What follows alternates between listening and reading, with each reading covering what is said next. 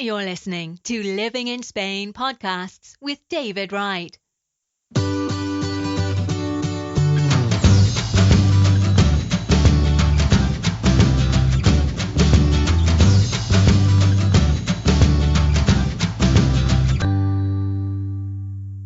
Hi guys, my name's David Wright and welcome to another one of my podcasts. Today I'm going to be talking to you about moving to Spain and some tips I've got for you and how to stay focused on your dream if it's moving to Spain. So there's loads of people out there that are giving information advice at the moment, and there's loads of uncertainty, whether it's on the TV or news, and people are worried and got some fears about moving to Spain in the new year. There's lots on the TV and social media at the moment, what with Brexit, the virus and travel restrictions and all the new costs and paperwork that you're going to have in the new year if you're moving to Spain. There's loads of experts or so-called experts online at the moment that are painting a bit of a gloomy picture about moving to Spain and how hard it's going to be in the new year and all the extra paperwork, restrictions and costs you're going to have. But the truth is that next year there is going to be loads of new paperwork. There is going to be requirements, rules and regulations and probably a shitload more of paperwork as well. That's for sure here in Spain. If you've lived any amount of years in Spain, you know they love their bureaucracy and paperwork here. So that's something you're just going to have to get used to. It's going to take some time for both governments to sort out the new standard way of going about things here in Spain. This last year, almost every local authority had their own rules, regulations and requirements for getting residency here. I saw a few British people here that were moving to Spain in the last few months or so that their requirements were completely different depending on different areas they were, and I saw anything from 5,000, 6,000 all the way up to 18 or 20,000 euros in a bank as a requirement to get in your residency here in Spain. And this is even after the local Spanish government's recommended rate was 5,500 per person in a bank in the UK or Spain, or funds to that amount. So the 5,500 was their set out standard, but there were all different areas of Spain were asking pretty much what they liked, and it really depended on who you got on the day and what department and where you were. All very confusing and very difficult to get any sort of standard at all. In the last few months it was even worse. As some of you know, I've got a good friend here who has managed my business dealings, my property purchases and my residence and everything else here over the last 18 years, and he's been a very good friend of mine, and his name is Alejandro, and he's also the British consulate here in Almeria, so a really good handy guy to know.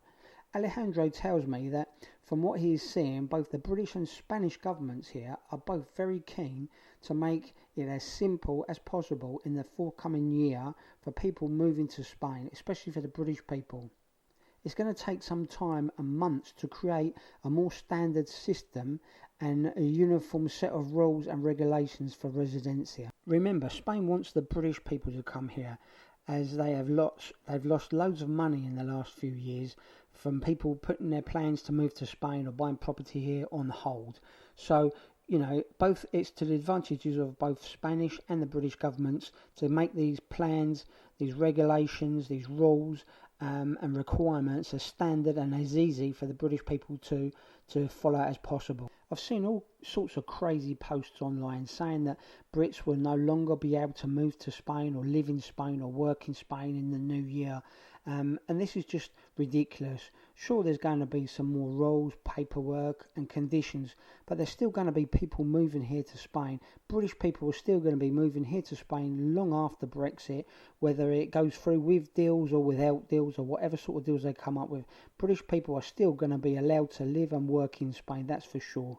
At the end of January, around the end of January, I've arranged with Alejandro, the British consulate here, to have an interview with him, to sit down and have a chat about the new requirements, the new rules and regulations, and anything else that might have changed as soon as Brexit's finished. So, you know, it's going to be changing constantly throughout the year, but I'm going to have a chat with him, and my members of my Facebook group and my blog are going to be the first to know the new things that are in place to help the British people when they're moving to Spain. So stand by for that. That's going to be around the end of the January period. So I will be uploading that to the podcast or video or both and posting it on my Facebook page. So look out for that, guys.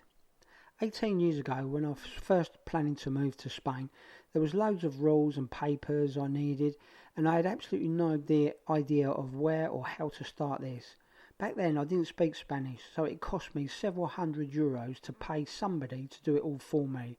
And even then it was still very stressful and confusing.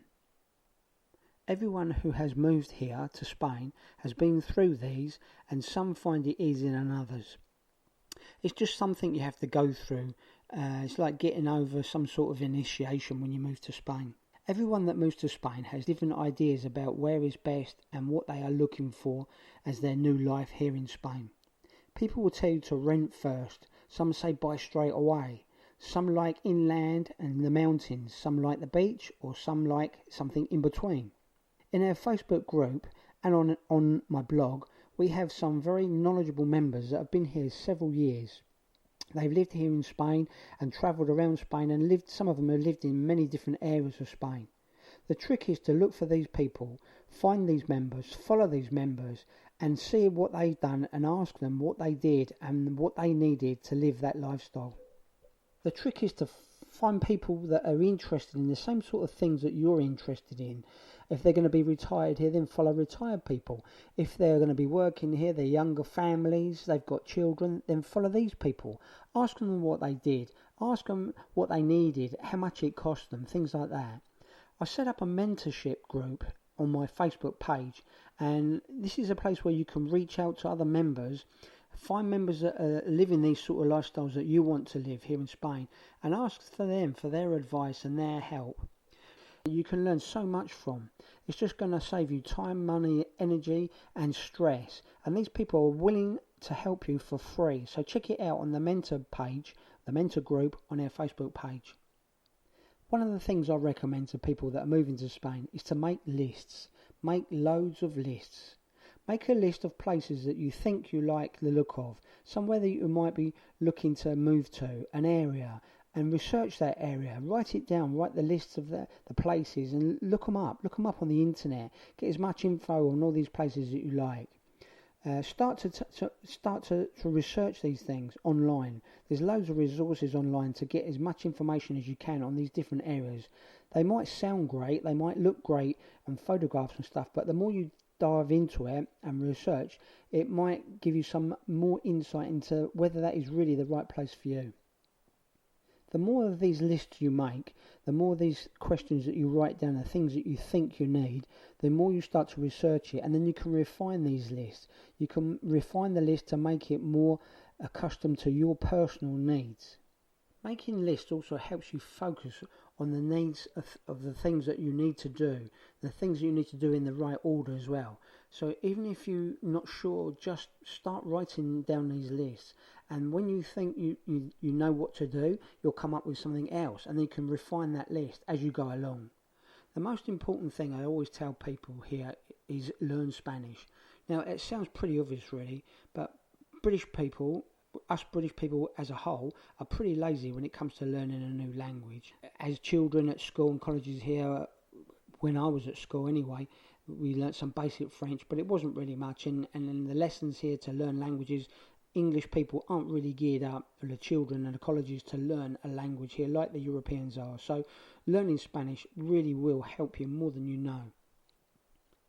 I would say that probably I spent several hundreds, if not thousands, when I first moved to Spain, because I couldn't speak Spanish properly, and I had to pay other people to help me with many things, like my residencia, buying a car here, bank accounts, doctors, dentists, setting up utility bills, water, gas, light and electric, things like that, and reading letters that I had from banks and businesses and stuff like that. So, if you don't speak Spanish or understand these things, you're going to have to pay somebody to help you out and do this. So, use this time now in the new year, before you even move to Spain if you can, to learn some basic words and phrases.